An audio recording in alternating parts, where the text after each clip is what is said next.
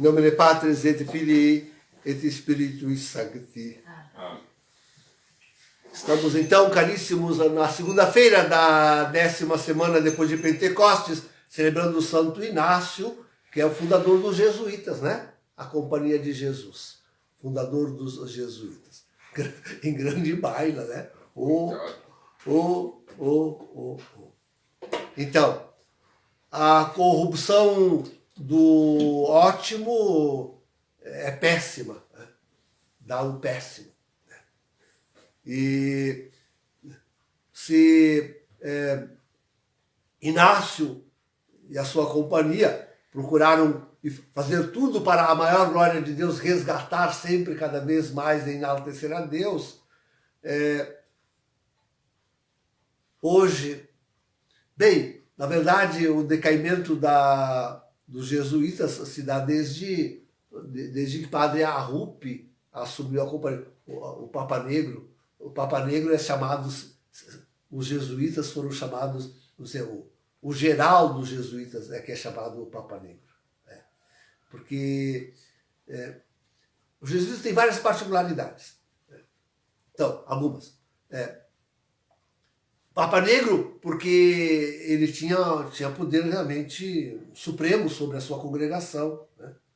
Negro, porque não abandonou o hábito do clero secular, fez alguma modificaçãozinha que o direito exigia, algum retoque de mudança, mas conservou o hábito negro. Então, o Papa Negro. Bom, hoje, não sei se já viram a representação atual de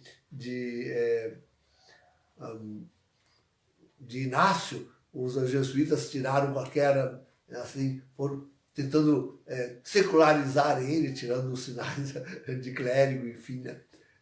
Mas, enfim, é a corrupção do ótimo, com certeza. Né? Mas tem outras particularidades, eu disse que ia dizer mais alguma. Tem aquele voto que eles fazem de estrita obediência, é o quarto voto, o famoso quarto voto da família jesuíta, que é de ser diretamente ligado ao Romano Pontífice, ao Santo Padre. E também, claro, tem o voto de se conservarem humildes no serviço da igreja, nada de galgar a postos elevados, não aceitaram o episcopado e nada dessas coisas. Né? Então, assim vai. Vejam, criados sobretudo para o combate à heresia e para as missões. Né? Para as missões. Nós os tivemos aqui no Brasil, em tantos lugares, né? Tantos lugares. E desde o início foram muito combativos, não esqueceram o Marquês de Pombal, conseguiram a extinção praticamente, quase, né?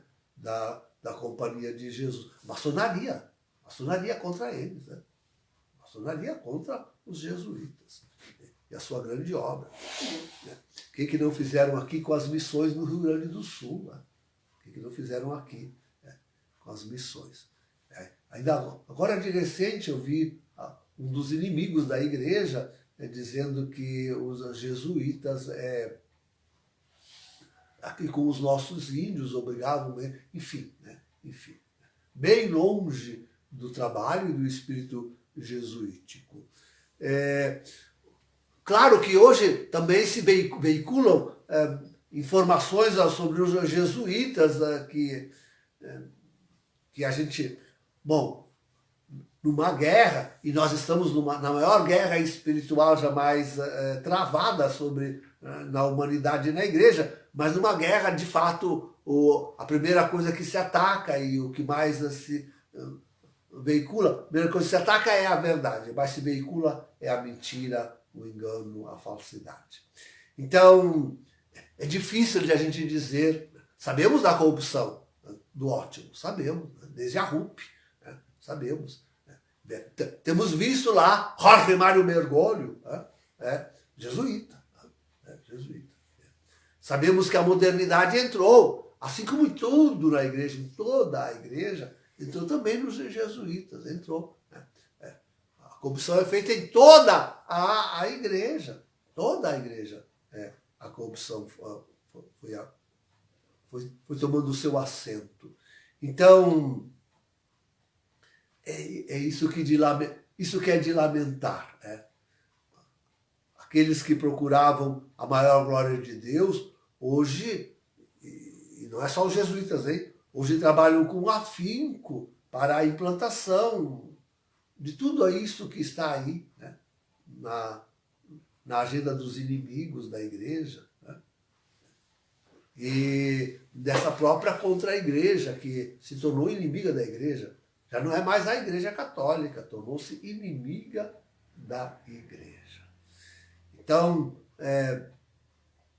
temos esse desmantelamento da igreja de cima a baixo, né? Tomando todas as ordens, todas as congregações, aquelas que mais trabalharam para a pureza da fé contra as heresias, para a pureza da fé, para manter a doutrina, aqueles que tanto trabalharam para expandir a igreja e levá-la ao mundo inteiro, tudo corrompido. Está tudo corrompido.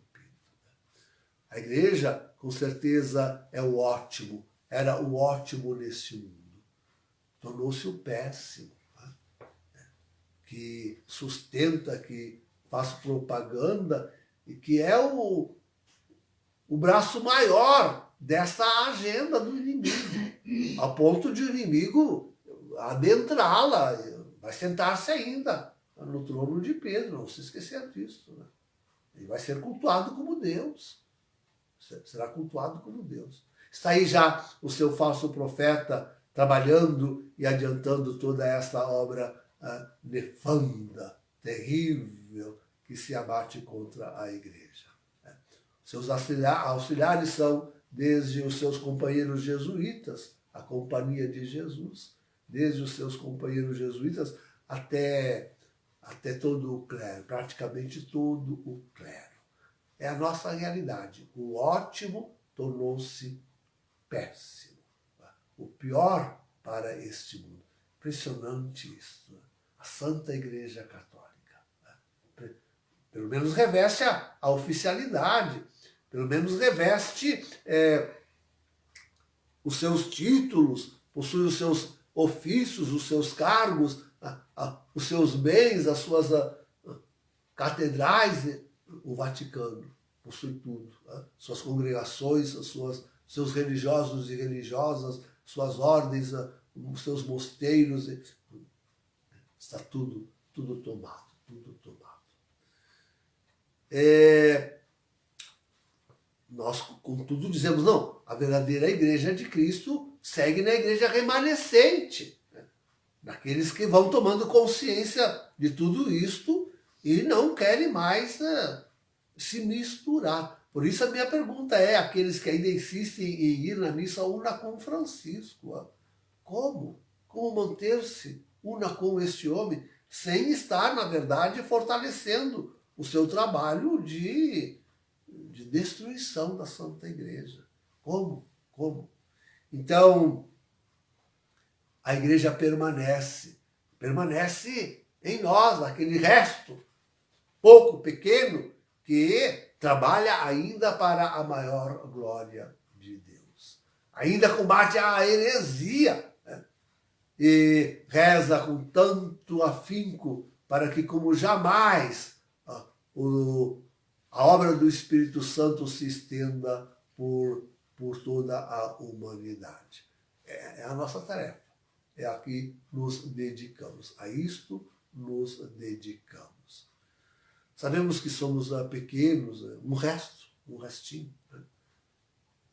Então, contamos com Deus. Esta é uma obra divina, né? Porque Deus mesmo é que deve realizá-la. Sobretudo por isto, né? Porque Deus mesmo deve realizá-la. Certamente que Ele nos usa, né? E nos derrama sobre nós o seu Espírito. Como permaneceríamos fiéis, como ainda teríamos disposição de manter a igreja, se não fosse assim, mas é uma obra divina. Deus mesmo há de realizá-la. a corrupção do melhor virou tal espécie de mal que é preciso o combate direto de Deus para sustentar o bem, para ainda conseguirmos fazer alguma coisa pela maior glória divina. É preciso, de fato, a ação direta de Deus. Virá. Podem ter certeza. Deus agirá. Em nome do Pai, do Filho e do Espírito Santo.